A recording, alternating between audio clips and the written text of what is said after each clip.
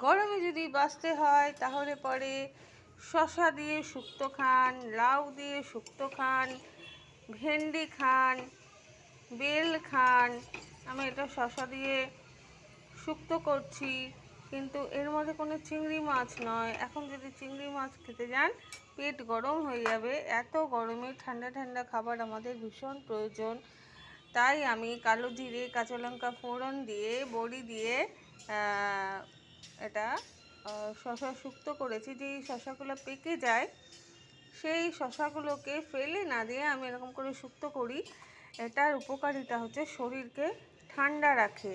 যারা বাইরে বেরোচ্ছেন, প্রয়োজনে অনেককেই বাইরে বেরোতে হয়, ঘরে থাকা মুশকিল হয়ে যায়, তো তখন এই শসা দিয়ে শুক্তো, লাউয়ের শুক্তো, এইগুলো প্রত্যেক দিনের মেনুতে রাখুন। অন্তত যতদিন গরমটা না যাচ্ছে ততদিন এই মেনুটা রাখুন, উপকার পাবেন। ধন্যবাদ। আমি Manjula Chatterjee, Facebook page, YouTube channel, video.